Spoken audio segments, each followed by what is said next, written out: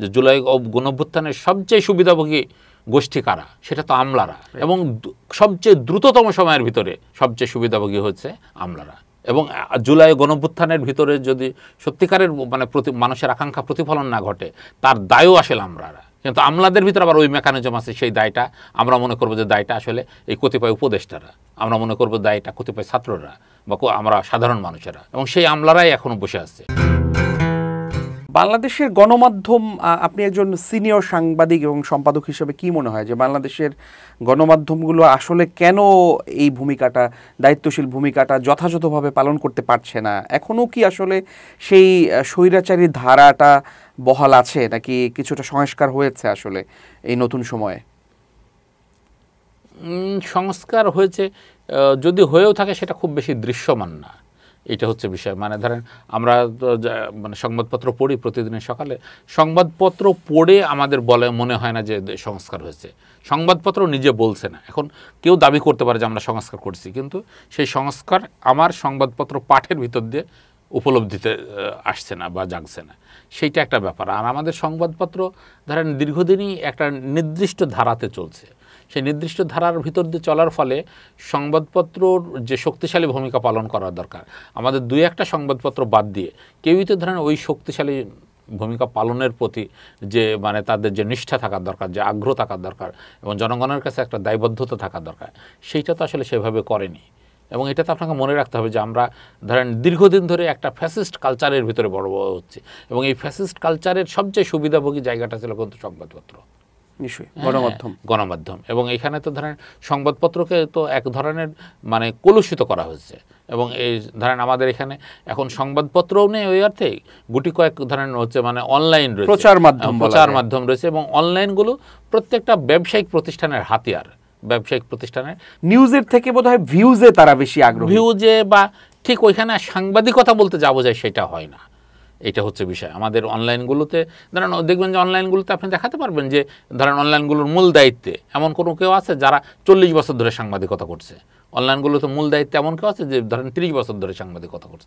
বা অনলাইনগুলোর ধরেন একটা হাউজ আছে, যে হাউজে আমরা বলতে পারি যে অনলাইনের ধরেন হচ্ছে যে 20 জন সাংবাদিক আছে যাদের লাখ টাকার উপরে স্যালারি, তাই না? তার মানে আমি লাখ টাকার উপরে স্যালারির কথা কেন বলছি, যে আপনি ওই স্যালারি যদি না দিতে পারেন, ওই সম্মান যদি না দিতে পারেন, তাহলে ওই মেধাবী সাংবাদিক তো পাবেন না। বা আপনি ওই স্যালারি যদি না দিতে পারেন, ওই রকম কর্মনিষ্ঠ সাংবাদিকতা পাবেন না, তাই না? এবং আমাদের সাংবাদিকদের ধরেন যে ফ্যাসিলিটি দেওয়া হয়, যে করা হয়, সেই জায়গাগুলো থেকে আমাদের সাংবাদিকরা তো ধরেন নিজেদের প্রতিভা বা নিজেদের কাজকর্ম দিয়ে, এই যে আমরা যেটা বলছি না যে আন্তর্জাতিক গণমাধ্যমকে যে তারা বিট করবে, আন্তর্জাতিক গণমাধ্যমকে যে তারা চ্যালেঞ্জ করবে, সেই জন্য ফুয়েল তো নাই তাদের কাছে, মালিকপক্ষ তো তাদেরকে সেই ফুয়েল দেওয়া হয় না। এবং আমাদের সংবাদপত্রে আরও ট্র্যাজেডি কি, যে ধরেন মালিকপক্ষও ফুয়েল দেয় না, আবার আমাদের এখানে যেহেতু এক ধরনের মানে গত সময় তো ছিলই, ইতিপূর্বেও বিভিন্ন সময়ে ধরেন স্বৈরাচারের একটা হাওয়া আছে, ফ্যাসিস্টের একটা কালচার আমাদের এখানে বিদ্যমান। এবং সেই ফ্যাসিস্ট কালচার বা স্বৈরাচারী গভর্নমেন্ট বা সরকারের কোনো প্রতিষ্ঠানই চায় না যে আমাদের এখানে সাংবাদিকতাটা বিকশিত হোক। বরং যে দু একটা প্রতিষ্ঠানের ভিতর দিয়ে সাংবাদিকতা বিকশিত হয়েছে সেটা অনেকটা মিরাকেল, এবং সেখানে তাদের একান্তই নিজস্ব প্রচেষ্টার ফসল।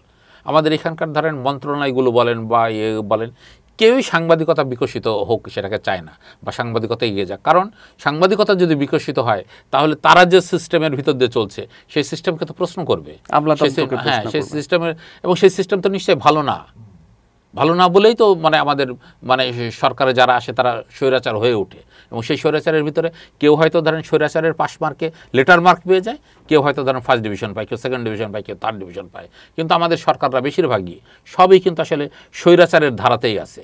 কারোর হয়তো মার্কের কম বেশি রয়েছে, কেউ হয়তো অনেক 100 মার্ক পেয়ে 100-র ভিতরে 100 পেয়ে গেল, সেইটা হচ্ছে বিষয়। কিন্তু আমাদের স্বৈরাচারের ভিতরেই মানে মানে সরকারের ভিতরে স্বৈরাচারতন্ত্রের বসবাস রয়েছে, এবং সেই স্বৈরাচারতন্ত্র বসবাস করে মূলত আমাদের আমলাতন্ত্রের ভিতরে। হ্যাঁ, মানে আমরা স্বৈরাচারের, আমাদের ট্র্যাজেডি কি, আমরা স্বৈরাচারের জন্য রাজনীতিবিদদের যতটা দায়ী করি, আমলাতন্ত্রকে ততটা দায়ী করি না, এইটা হচ্ছে বিষয়। এবং আমলাতন্ত্রের সবচেয়ে সুবিধার জায়গাটা হলো যে তারা রাজনীতিবিদদের উপরে দায়টা চাপিয়ে দিয়ে নিজেদেরকে একদম পুতু পবিত্র মনে করে, কিন্তু ব্যাপারটা আসলে তা নয়। হ্যাঁ, আপনাকে রাজনীতিবিদকে যেভাবে ধরতে হবে আপনার আমলাতন্ত্রকে সেভাবে ধরতে হবে, এবং কখনো কখনো রাজনীতিবিদদের চাইও আমলাতন্ত্রকে আরও কঠিন কঠোরভাবে ধরতে হবে।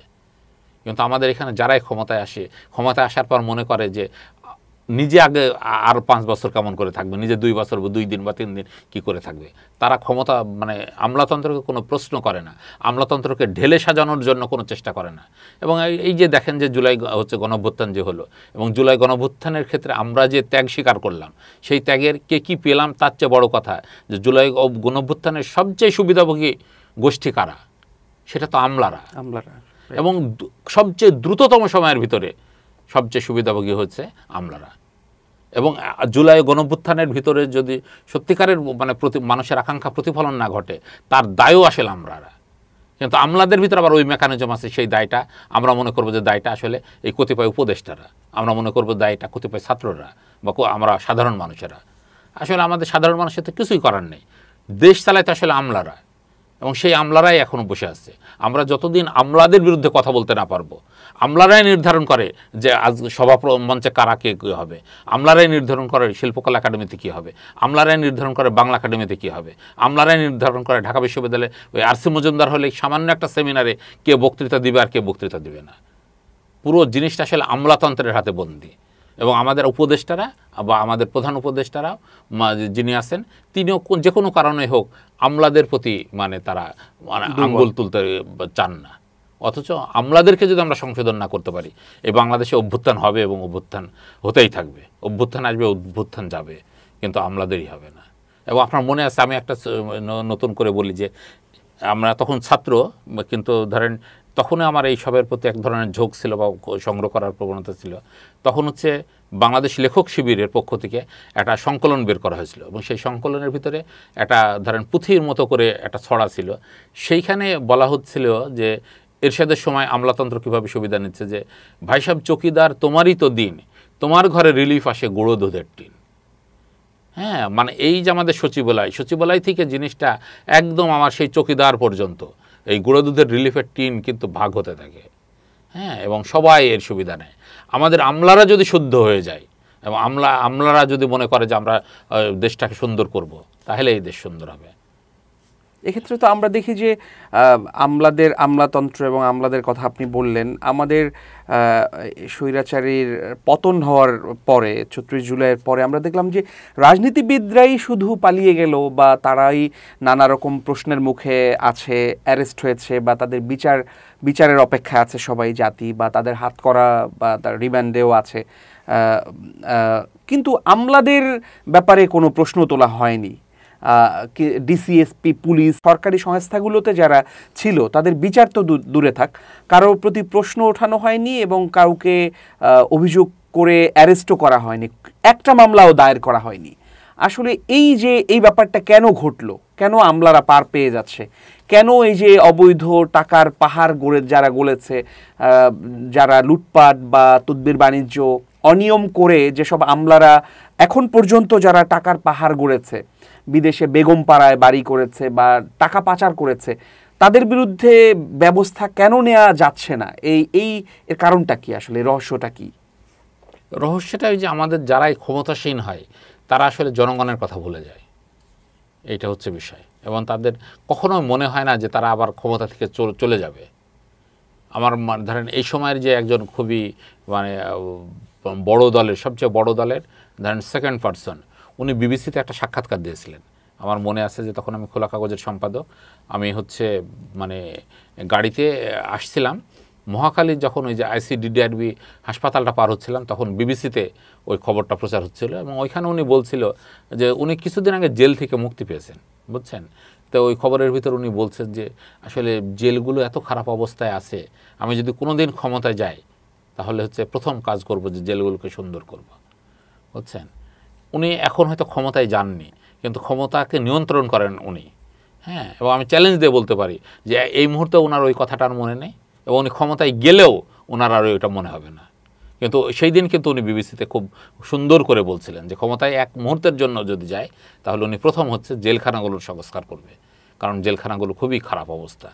আমাদের জেলখানাগুলো হয় না তো, আমাদের কেন জানে আমাদের রাজনীতিবিদরা মানে মূল কাজটা করতে চায় না, এবং ক্ষমতায় চলে গেলে তারা মনে করে যে তারা আর জীবনে কোনোদিন ক্ষমতা থেকে যাবে না।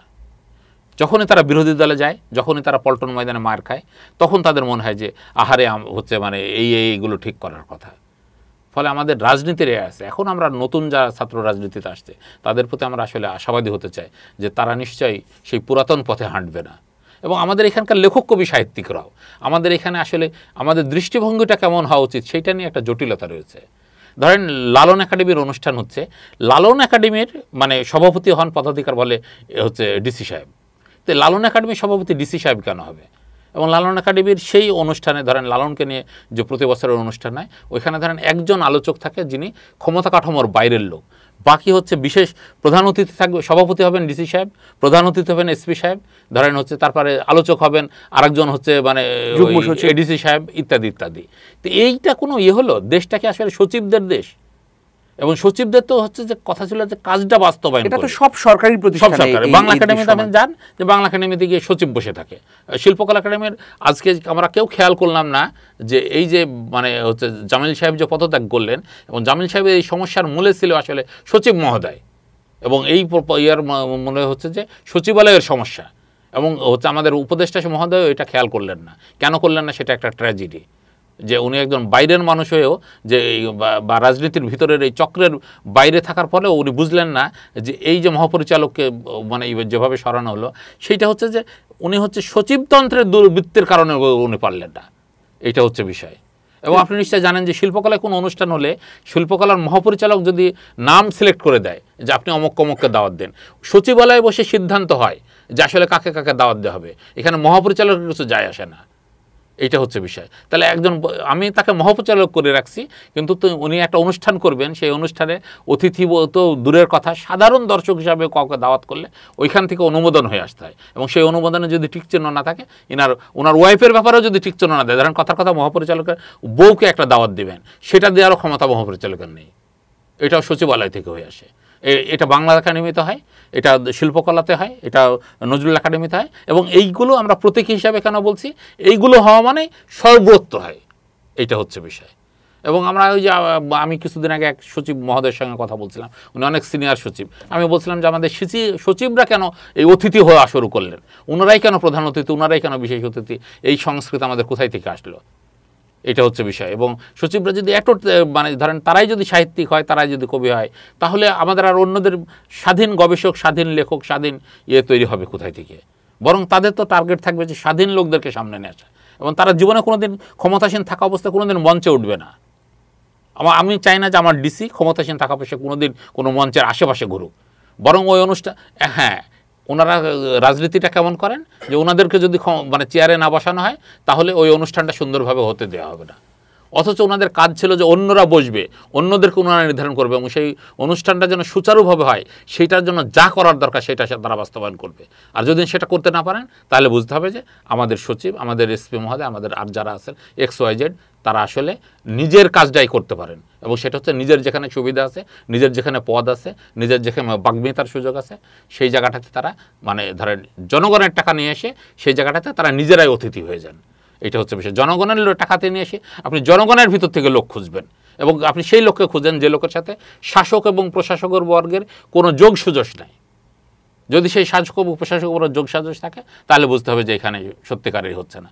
জুলাই গণ অভ্যুত্থানের পরে আমরা শিল্পকলা একাডেমিতে, বাংলা একাডেমিতে এমন এমন অতিথি দেখলাম যে ধরেন শিল্পকলা একাডেমিতে মানে আমাদের খুব মানে মনে হচ্ছিল যে স্বৈরাচার আমলেও এইরকম ব্যাড সিলেকশন। শিল্পকলার ডিজিকে নিয়েও তো প্রশ্ন উঠেছে যে স্বৈরাচার বা তিনি স্বৈরাচার বিরুদ্ধে বক্তৃতা, পক্ষে বক্তৃতা করেছেন, গণঅভ্যুত্থানের বিরুদ্ধে বক্তৃতা করেছেন। সেইটা তো ধরেন আপনার এটা যদি ওনার থাকে তাহলে এটা আপনি সিলেকশনের সময় আগে ঠিক করবেন, যদি না থাকে। আর আপনি যদি মনে করেন যে না তার ধর্মীয় দাঙ্গা লাগানোর একটা পক্ষে না, সেটা ধরেন এখন যদি তাহলে তা আপনার তাকে অযোগ্য মনে করে করেন, কিন্তু তখন কিন্তু আপনি করছেন না। হ্যাঁ, এটা হচ্ছে বিষয়। এবং আপনি লোকবল সিলেকশনের ক্ষেত্রে আমরা ধরেন এই অভিযোগটা কিন্তু শুধু শিল্পকলা না, আমরা দেখলাম যে এফডিসির ডিজি যাকে করা হলো, বলা হচ্ছে যে সে সরাসরি যুবলীগের নেত্রী, তো সে কিভাবে ডিজি হচ্ছে? বা এরকম অভিযোগ ইদানিং আমরা দেখছি যে বাংলাদেশ সংবাদ সংস্থা বাসসের এমডিকে নিয়েও ঢাকা সাংবাদিক ইউনিয়ন, ফেডারেল সাংবাদিক ইউনিয়ন তারা আন্দোলন করেছে। তারপরে এরকম মানে রেকর্ড বারবার আসছে যে উপদেষ্টাকে নিয়ে বিতর্ক উঠছে বা আরও বিভিন্ন প্রতিষ্ঠানের ডিজিকে নিয়ে বিতর্ক উঠছে। এটা তাহলে সিলেকশনে কি কোন প্রক্রিয়া হয়, বা তখন এই বিষয়গুলো কেন আসলে তারা গুরুত্ব দিয়ে দেখে না যে তার মানে সে কতটা যোগ্য, বা সে ফ্যাসিবাদী ধারার মানুষ কিনা, বা সে কতটা প্রশাসক হিসেবে কতটা প্রাজ্ঞ, এই ব্যাপারগুলো দেখা হয়। দুইটা ব্যাপার, একটা হচ্ছে যে ধরেন আমাদের ইউনিয়নগুলো বা এগুলো যে অভিযোগটা করছে, এখন সেই অভিযোগগুলো কতটা সত্যি সেটাও একটা যেমন দেখার ব্যাপার। আবার যদি তাদের অভিযোগগুলো সত্যি হয় তাহলে তো এটা আবার বড় একটা ট্র্যাজেডিও, তাই না? যে ধরেন আমাদের সিলেকশনগুলো কত দুর্বল এবং আমাদের সিলেকশনগুলো কত বেশি জনগণের সাথে বিশ্বাসঘাতকতামূলক, বা আমাদের সিলেকশনগুলো কত বেশি আমাদের জুলাই গণঅভ্যুত্থানের যে স্পিরিট তার সঙ্গে সাংঘর্ষিক। জি, এইটা হচ্ছে বিষয়। তো সেই সব প্রমাণ হাজির, যেমন শিল্পকলার ডিজির ব্যাপারে তো সেই প্রমাণগুলো আমরা ভিডিও প্রমাণ পেয়েছি যে তিনি যে অভ্যুত্থানের বিরুদ্ধে বক্তৃতা করেছেন বা ধর্মীয় দাঙ্গা লাগানোর জন্য কিছু মানে বক্তৃতা করেছেন, সেই প্রমাণগুলো তো আমরা পেয়েছি। এখন ধরেন এই বিষয়গুলো আবার হয় কি, এইগুলো আসলে ওই যে শাসক এবং প্রশাসকের সাথে আসলে তারা কীভাবে সমন্বয় করে, এবং ধরেন আপনার এই অভিযোগ যদি সত্যি হয় তাহলে তো এটা মানে এর চেয়ে দুঃখের কাজ আর কিছু হয় না। এর চেয়ে লজ্জার পুরস্কারে দেখলাম আমরা স্বৈরাচারের ধারাটা, হ্যাঁ সেখান থেকে তারা সংশোধন হয়েছে। সেই জায়গাটা থেকে মনে হচ্ছে যে আসলে জুলাই গণঅভ্যুত্থানের পরবর্তী সময়ে আমরা যে আকাঙ্ক্ষাটা দেখছিলাম, আমরা যে বড় করে স্বপ্ন দেখছিলাম এবং আমরা বড় করে নিঃশ্বাস নেওয়ার পরিসর পাবো বলে যেটা মনে করছিলাম, সেইটা মনে হচ্ছে যে ঠিক অতটা পাচ্ছি কিনা সেটা এখনও পর্যবেক্ষণে রাখতে হচ্ছে। এইটা হচ্ছে বিষয়।